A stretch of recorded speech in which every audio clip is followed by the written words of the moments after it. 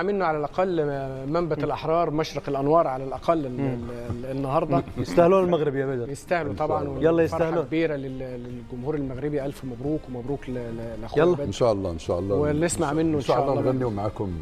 ايش انت منبت الاحرار؟ منبت الاحرار مشرق الانوار على الاقل النهارده يعني. السعودة وحما دمت منتدى وحما.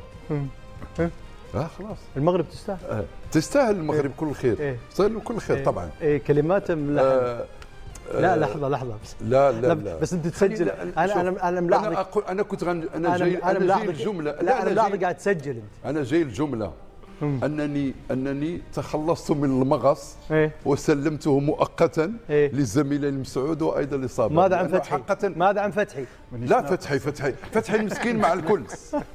كان اليوم مصاب بمغص هو ايضا، يعني انا شايفه كان يرتجف اكثر مني. شاهد اللي كنت انا ربما على اعصابي اكثر من بدر. شاهد حقيقي ولا شاهد ما شافش حاجه؟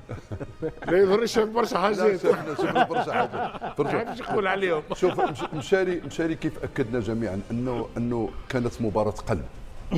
كانت مباراة قلب بكل المقاييس. ولكي تطاوعك الأقدام لتصنع هذا الإعجاز اللي تكلم عنه فتحي، لابد أن تتكلم القلوب أولا، والقلوب في الواقع تكلمت، لأن الجرينتا اللي لعب بها المنتخب المغربي كان من الضروري أنه يجي لهذه المباراة بالذات ويخرج الأشياء الجميلة اللي تخرج عادة من رحم الشك. خلانا المنتخب المغربي في 4 مباريات نقول هل هذا هو المنتخب المغربي؟ هل يلعب بحقيقة إمكانياته؟ لكن لما جاء المباراة فاصلة، مباراة مفصلية، مباراة كان يعرف فيها أنه المنتخب الكاميروني منتخب خطير جدا، فكان يعي جيدا أنه سيلعب مباراة تكتيكية ومباراة بدنية. وصدقني وكذلك التلاحم وليد الرقراقي في بعد المباراة، يعني لقطة جميلة. تعليقك على هذه اللقطة. روح العائلة هذه اللي تسيطر على الفريق الوطني. أنا أعرف الشيء اللي يمكن نغبط عليه ونهني عليه وليد الرقراقي في مقام أول، أنه من أول يوم وضع المجموعة تحت ظله، بمعنى أنه وحد بين القلوب وبين أيضا المشاعر، وجعل كل اللاعبين يلعبوا أولا للوطن وايضا للشعار اللي يحملوه على الاقمصه، ويلعبوا ايضا من اجل وليد الرقراقي. هما ايضا تحسسوا ان المدرب وليد الرقراقي كان في بين نار الانتقادات بالنظر الى رتابه المستوى احيانا، فلذلك ارادوا ان يقدموا المباراه النموذجيه، المباراه التي تعبر عنهم. اعتقد اليوم المغرب قدم المباراه اللي كتقول انه كان في 80% من المستويات ديالو. وزميلي فتحي قال لك مباراه موندياليه، لانه استشعر على ان الروح والاداء والسيطره على المواقف تشبه كثيرا المباريات اللي خاضها الفريق الوطني هنا في قطر. وكلامه صحيح. تحتار من الافضل في هذه المواجهه.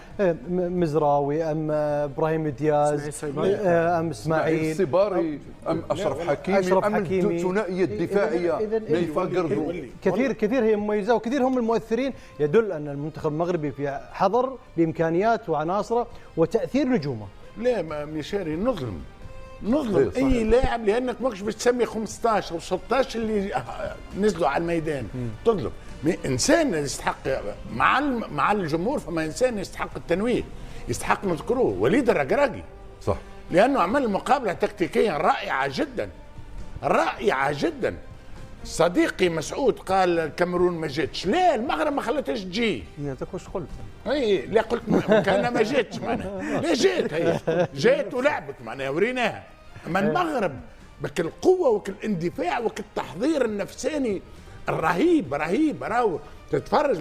يعني وليد تكتيكيا فنيا قيد الكاميرون بالطبع، قيدها، وهذاك علاش نقول جات ولكن عجزت. هذاك الكلمه عباره الاعجاز معناها مش هكاك، معناها استعملناها بطريقه عفويه، لا اعجاز فعلا.